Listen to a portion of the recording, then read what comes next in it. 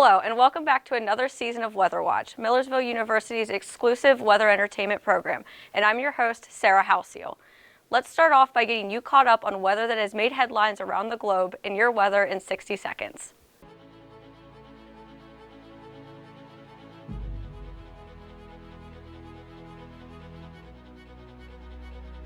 Extreme flooding in Indonesia, severe thunderstorms in Alabama, and a landslide caused by heavy rains in British Columbia are all part of your weather in 60 seconds. On New Year's Day, flash flooding in Indonesia's capital killed over 40 people. 192,000 residents were displaced from their homes into temporary shelters. Many residents were unable to return to their waterlogged homes as their neighborhoods were turned into wastelands of debris. On January 11th, severe thunderstorms and tornadoes devastated parts of central Alabama. Several locations received straight-line wind gusts of over 80 miles per hour. More than 10 people were killed and over 180,000 people lost power. On January 31st, hundreds of people were stranded after a landslide swept through the Sasquatch Mountain Resort in Douglas Ranges, British Columbia. This landslide was the result of widespread flooding, which cut off transportation routes and forced some residents to flee their homes. There were also numerous power outages due to high winds. And that concludes your weather in 60 seconds. This past January, over 50 Millersville students had the incredible opportunity to travel to Boston, Massachusetts to attend the 100th Annual American Meteorological Society Conference. We sat down with a few of those students to learn about their experience at the centennial event. This past January, 53 Millersville University students had the incredible opportunity to attend the 100th Annual American Meteorological Society Conference in Boston, Massachusetts. This conference provides students with the ability to network with professionals and other students, present research, and attend various discussions and panels throughout the week. Let's hear from a few of our students. My name is Caitlin Good. This year I attended the AMS conference for the second time, and I actually was able to present my research I did for my Hauling Scholarship over the summer at the student conference. My name is Adam Weiner. I am the president of the Millersville University Student Chapter of the American Meteorological Society. Here at Millersville, I am a senior and, of course, a meteorology major. This is my second time attending the AMS annual meeting. My name is Laurel Blanchard, and this is my first time attending the AMS conference. So my research from this summer was to help NSDES build a STEM literate workforce. So I got to be able to look into all of the government internships and try to create a plan that will help increase and encourage more internships within NSDES. So my favorite part of the AMS annual meeting was attending the student conference, really.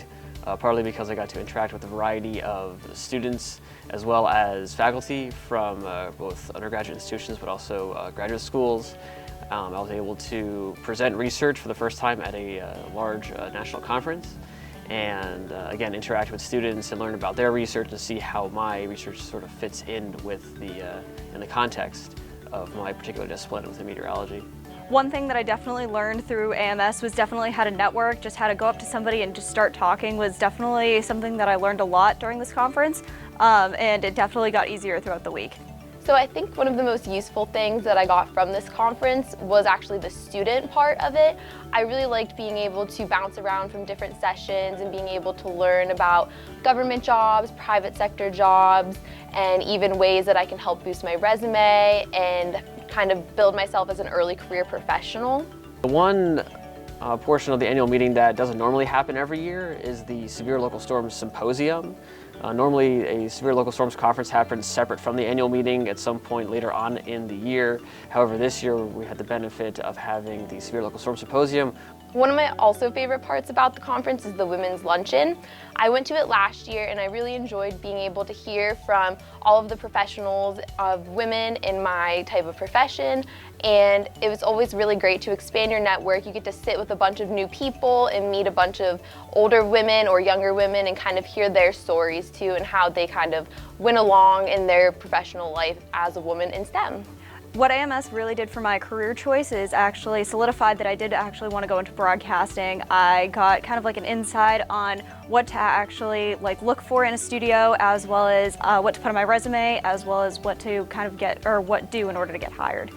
One thing that the officers are encouraged to do from every chapter is submit a student chapter poster, which kind of showcases the student chapter, what are some activities, some highlights, some events. The fantastic things that occurred at this conference was that the Millersville University student chapter entered its poster into the competition and won second place for the best overall poster. One of my most favorite parts about this was the new centennial celebration this year. It was kind of more like a big party. They had a bunch of different food options of all of like the different decades. There was even a photo booth that we could take pictures at, and they had arcade games as well. And it was just a great way to like socialize with everyone. And I really enjoyed being able to meet people, new people this year, and being able to meet people from my internship over the summer.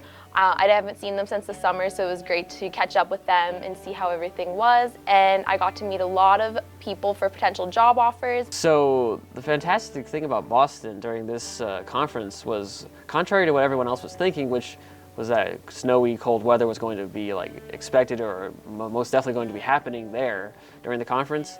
It turns out that we had pretty much every possible season occur during the week that the annual meeting happened, with temperatures starting out in the first day or two near 70 degrees and then dropping by the end of the conference pretty drastically down into the 20s and 30s with wind chills down to the single digits. So I'm from the area of Boston. I'm actually south of Boston. It was actually very cool having all of my friends from the university actually come in so I could show them around the city, show them what I know, and show them all of my personal favorite spots of the city. So one of the great things about being in Boston is obviously their cannolis. So me and one of my friends went to Mike's Pastries in Boston and got ourselves a cannoli, and we walked down to Paul Revere's park and got to sit there, eat our cannoli, and then we went exploring around at the different markets and was able to just look at the harbor and kind of just spend the afternoon taking a break from the conference, just exploring Boston. During the conference, Millersville students were able to establish important connections within the field of meteorology. It is an experience they will never forget. Reporting for Weather Watch, I'm student meteorologist Devin Mishuli.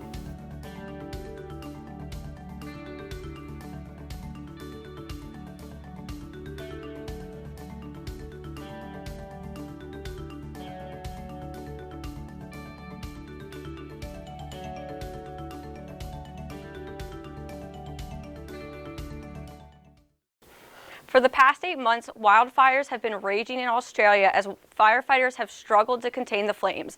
Kate Westerholm is here to give you more information on the current status of the wildfires.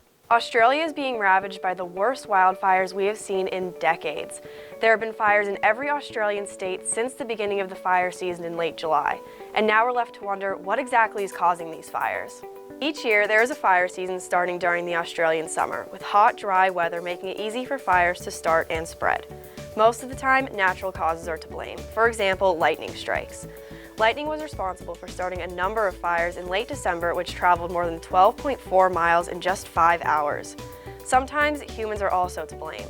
Police in Australia have charged at least 24 people with deliberately starting bushfires and have taken legal action against 183 people for fire-related offenses since November.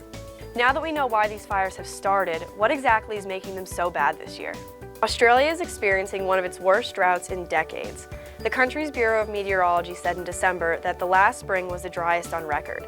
On top of that, a heat wave in December broke the record for highest nationwide average temperature, with temperatures reaching about 113 to 120 degrees Fahrenheit.